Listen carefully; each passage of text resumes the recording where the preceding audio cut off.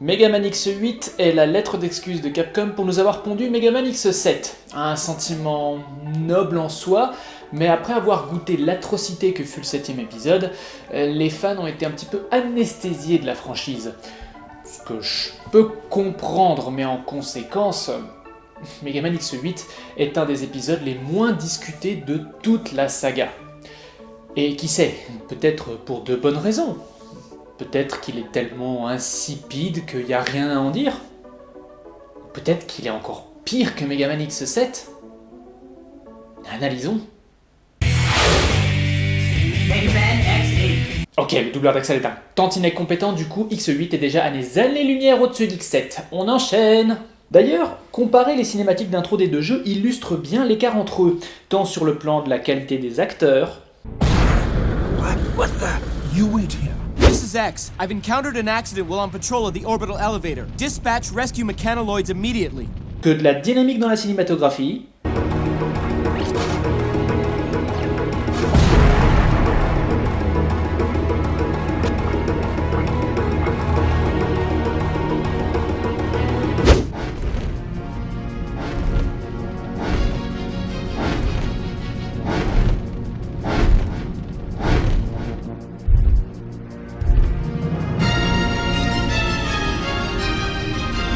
Que de la narration.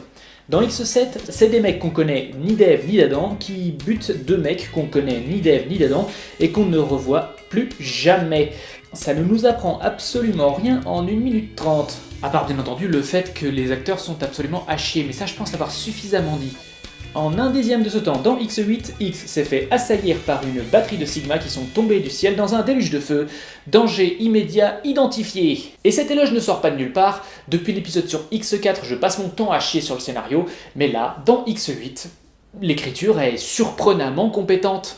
Les humains ont commencé à coloniser la Lune avec l'aide de robots de nouvelle génération qui ont le pouvoir de changer d'apparence comme Axel, ce qui est normal puisqu'Axel est le prototype de cette nouvelle génération de robots.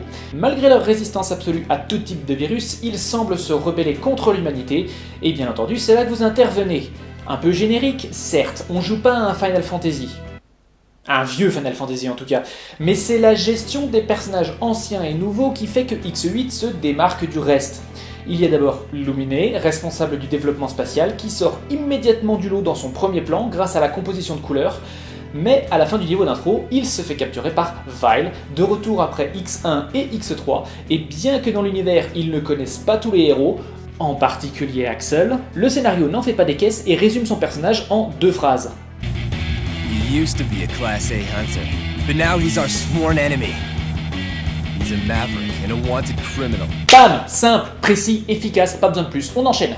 Mais plus tard dans le jeu, il peut aléatoirement remplacer un mini-boss à la manière de Beat et Byte dans X3, et là, il a un discours personnalisé à chaque perso, ce qui affirme sa familiarité avec la série, surtout quand il se retrouve face à Zero.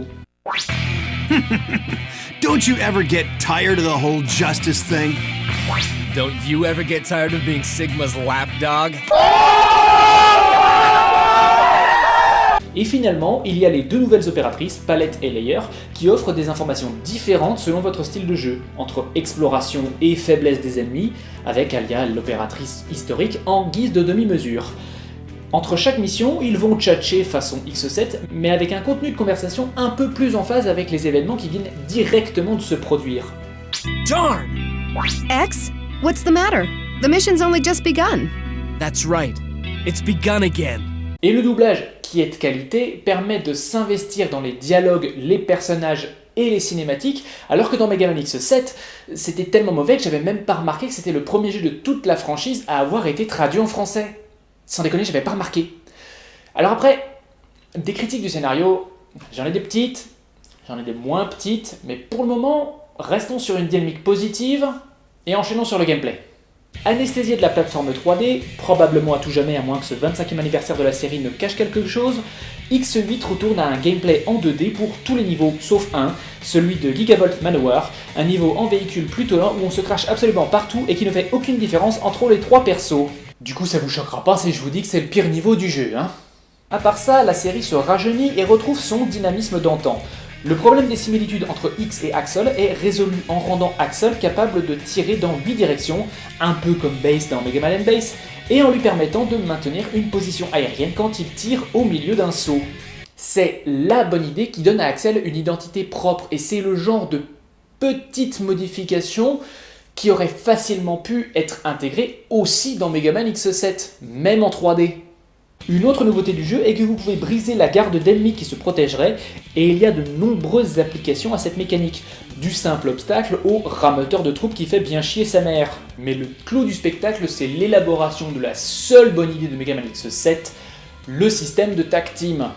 Dans X7, vous aviez l'option de changer à volonté entre deux persos pour vous assurer d'avoir toujours un tireur sous la main, des fois que vous ne soyez handicapé par Zero et sa courte portée. Efficace, mais somme toute simple. Dans X8, ce système est perfectionné. Chaque coup reçu entraîne une perte de santé, ça c'est normal, mais il inflige désormais une partie en sursis, et mettre un personnage en repos quelque temps permet de récupérer cette santé, ou la perdre définitivement si le personnage doit revenir trop vite au combat. Détruire suffisamment d'ennemis remplit une jauge qui, une fois pleine, permet une double attaque surpuissante dans la matrice que vous pouvez également utiliser pour achever un boss, ce qui vous donne un rang spécial dans l'écran de résultats, et collectionner ces rangs spéciaux vous donne absolument rien. J'ai jamais dit que le jeu était parfait. Mais ce qui est super, c'est que si d'aventure un de vos persos venait à tomber au combat, la jauge de double attaque se réinitialise et une fois remplie, votre Macabé est de nouveau jouable. Le tag team de X7 était efficace mais rudimentaire. Dans X8, le niveau de précision dans le micromanagement des personnages est exemplaire. Ça rajoute une couche de stratégie encore plus poussée, ce qui rend l'expérience de jeu bien plus engageante. Et le jeu en lui-même est conçu pour utiliser tous les persos et maximiser leurs capacités. Le niveau d'intro vous force à tester chaque personnage non seulement individuellement mais aussi chaque combinaison, et les niveaux désormais remplis de secrets nécessitent chaque personnage et chacune de leurs particularités est implémentée de manière satisfaisante. Le copy shot d'Axel est pratique à utiliser et ses transformations sont variées et fun. X a de nouveau deux armures comme dans X5 et X6, mais cette fois la nouveauté c'est que les parties peuvent être mélangées, permettant de customiser le personnage encore plus, et Zero peut utiliser différents types d'armes, en supposant que vous collectiez les... Ah ben tiens, ça me permet d'enchaîner sur la dernière grosse nouveauté de X8, que vous avez sans doute vu venir quand j'ai parlé de micromanagement des personnages, la RPGisation du gameplay. C'était à la mode à l'époque et c'était déjà abordé dans X7, vous pouvez améliorer vos personnages dans un labo R&D. Je parle de RPGisation, mais on peut rapprocher la fonctionnalité des magasins de Mega Man 7 et plus. Les ennemis relâchent des métaux à leur destruction et ceci sert de monnaie aux améliorations, qui dans X8 sont assez poussées et viennent même remplacer les cœurs et les subtanks. Certaines fonctionnalités sont bloquées en mode facile, vu que maintenant il y a 3 modes de difficulté, et d'autres se découvrent en récupérant des métaux rares savamment cachés. Et ceci inclut, comme je le disais tout à l'heure, cette magnifique lance qui permet à Zero de poutrer les doigts dans le nez les épreuves d'Optic Sunflower. Hop là, petite pause parce que je vous vois venir, il y a aussi la Sigma Blade qui a la même portée et qui est encore plus balèze. Oui c'est vrai, et elle est partout dans cette vidéo, mais c'est surtout parce que la capture de mon premier run s'est corrompue comme d'habitude, et du coup tout ce que j'ai fait c'était en New Game Plus où cette arme est disponible. Elle ne l'est pas dans un run standard. Sur les temps passants, c'est aussi pour ça que vous pourrez voir de temps en temps l'armure suprême de X. Et j'utilise cette phrase chargée plutôt que de dire simplement le niveau d'Optic Sunflower pour enchaîner sur le fait que cette fois-ci, tous les niveaux ont une particularité bien distincte. Optic Sunflower vous place dans une série d'épreuves chronométrées avec une note à la fin, Gravity Antonion joue avec la gravité, d'où son nom, chaque niveau a son gimmick qui lui donne une identité propre.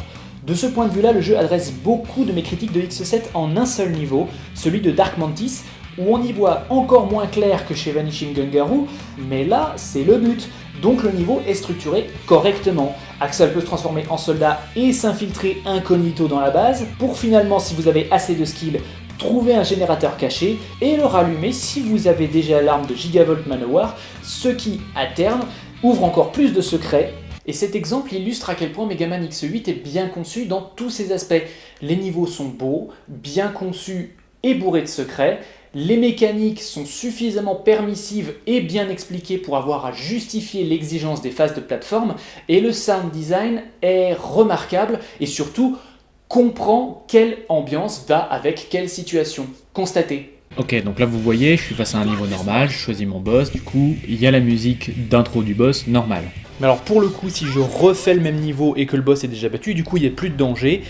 Et alors du coup on a le droit à la petite musique d'ascenseur bien reposante. Ça c'est un truc que les autres jeux ne faisaient pas. Et puis alors si on choisit le mini-jeu bonus, alors là...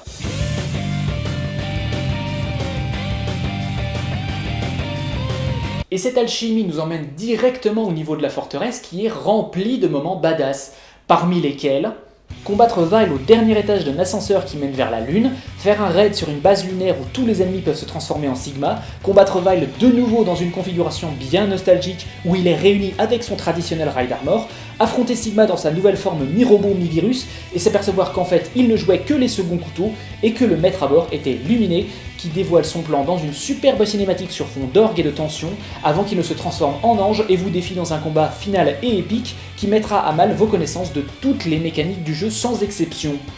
Et ça c'est le résumé en mode normal. En mode difficile c'est encore plus intense. Bon, à contrario, en mode facile, le jeu s'arrête immédiatement après le combat contre Sigma, ce qu'en ma qualité de vétéran de la franchise je peux tolérer. Et encore, après ça, Mega Man X8 est en mode normal pas insurmontable, mais ce qui pourrait aliéner les nouveaux venus à la franchise qui n'auraient pas envie de souffrir des miasmes précédents de la série, et en particulier X7, le jeu qu'X8 est censé faire pardonner. Et avec ça, on va pouvoir enchaîner sur cette deuxième partie de la critique, ce que je n'ai pas aimé dans Mega Man X8, parce que la séquence que je viens de vous décrire, si épique soit-elle, est marbrée de petits défauts que je m'en vais expliquer. Mais il va falloir tout relativiser, parce que c'est de l'ordre du mineur, du très mineur, voire de l'ultra pinaillage. Donc oui, je vais passer un petit moment à critiquer, mais je vous fais confiance pour tout relativiser. Le gameplay s'en sort presque indemne, quoique de temps en temps on peut observer ça et là quelques ralentissements, ce que je peux comprendre quand il y a une myriade d'ennemis à l'écran. En revanche, quand on est en combat 1 contre 1 face à Sigma, là c'est un peu plus difficile à expliquer. Mais le niveau de l'ascenseur, s'il est joué avec 0, démontre à quel point les armes secondaires sont incroyablement inutiles, mis à part la lance, qui elle aussi a ses inconvénients. X a très clairement reçu le plus d'attention en termes d'équilibrage des mécaniques, ce que d'un point de vue personnel j'applaudis des deux mains, mais en tant que critique je me dois de montrer du doigt. L'écriture aussi souffre d'un manque d'équilibrage, et c'est logique quand on y réfléchit 2 secondes. L'antagoniste qu'on voit le plus souvent c'est Vile, que X et Zero ont déjà combattu dans 2 jeux, mais qu'Axel ne connaît pas. Bien entendu qu'il y aurait un déséquilibre. Quoique, par moment, Axel va juste sortir des phrases random qui meublent plus qu'elles ne contribuent. What? Hey, I'm no Maverick. Heck, I'm a Maverick Hunter. Ce qui me fait penser à son immaturité dans X7, ce qui, je vous l'accorde, est en raccord avec son personnage, mais je pensais qu'il fallait qu'on oublie X7. Et tant qu'on y est, un jour, il faudra vraiment qu'on se penche sur le problème de où ce jeu s'insère dans la storyline.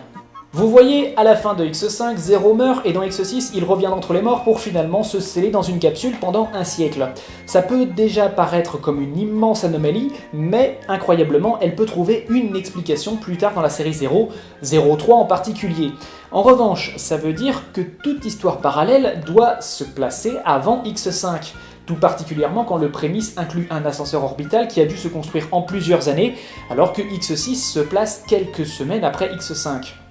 X7 avait tenté la carte du « c'est un reboot » en ne laissant aucune grosse incohérence qui aurait pu dire « non, là ça colle pas », avec bien entendu X8 dans ses pas qui est une suite directe. Mais non, ça peut pas être possible, puisque dans ce jeu, Liar et Zero vont mentionner discretos des événements qui ont lieu dans X5 en mode no stress. Zero? Does it remind you of the virus? On se retrouve donc dans la situation où il faut soit discréditer tout un pan de la série 0, soit discréditer tout un pan de la série X, et ça, en l'état, c'est encore du beau boulot de la part de Capcom. Mais ça s'arrête pas là. Tapez Luminé dans sa première forme, et au terme d'un combat incroyablement bien conçu, on a le droit à la cinématique que j'ai déjà décrite comme superbe, mais qui n'est pas exempte de défauts, comme par exemple Luminé qui est référencé comme un homme malgré le fait qu'il est très clairement doublé par une femme en anglais et en japonais. X, do you really have what it takes to stop us? You're merely tools of the humans, tools of the old world. 意志を持ち、進化した私たちに何ができると。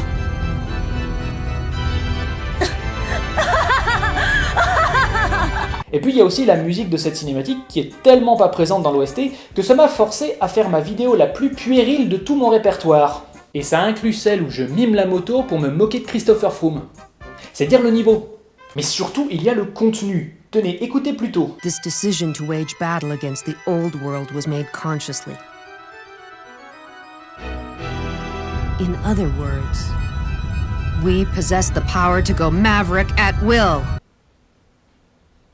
Ça a toujours été le cas. Les robots de la série X ont la liberté de penser et donc la liberté de se rebeller. Ça a toujours été un fait et c'est référencé dans le manuel du premier Megaman X comme l'élément déclencheur de toute la série. Alors oui, c'est pas difficile de deviner le processus de la pensée des scénaristes. Depuis la fin de X2, on nous bassine avec l'idée que Stigma est un virus et que tous les rebelles sont en fait des victimes. Mais c'est bien le problème, au lieu de se saisir de l'opportunité de poser des questions intéressantes sur la nature de nos actes et la difficulté de faire le bien face à la myriade d'adversités, les scénaristes concèdent que le scénario de la série est si putride, ils sont obligés de tout rebooter pour redevenir un tantinet percutant. Et malgré tout ça, confiné à lui-même, le scénario est tenant et maintient une belle tension jusqu'à la forme finale de Luminé et les différentes fins sont très prenantes, quoique courtes, avec des discours percutant, bien réfléchi et une belle mise en scène qui ouvre la voie à une suite prometteuse qui n'est jamais arrivée et c'est bien dommage, surtout quand on sait que notre seul espoir de voir un Megaman X9 réside dans l'événement anniversaire des 25 ans de la série qui aura lieu un petit peu plus tard dans l'année et déjà c'est très très loin d'être gagné. Megaman X8 est peut-être l'épisode le plus méconnu de la série. Ce qui s'explique peut-être par la fatigue de la franchise, ou par la tombée en désuétude du jeu de plateforme 2D à l'époque de la PlayStation 2, ou de la putridité de X7 qui a anesthésié tout le monde. C'est quand même une sacrée tuile pour un jeu qui délivre toutes ses promesses, que ce soit en termes de gameplay, d'histoire, ou de mise en scène. Et je vous l'annonce sincèrement, Megaman X8 est aisément dans le top 3 des meilleurs jeux de la série, peut-être même meilleur que X4. Et Capcom aurait pu capitaliser. Mais à la place, ils ont décidé de se diversifier. Et ils ont créé Megaman X Command Mission. C'est un JRPG à l'ancienne. Un jeu qui vit grâce à son scénario. Un truc que Capcom sait pas faire.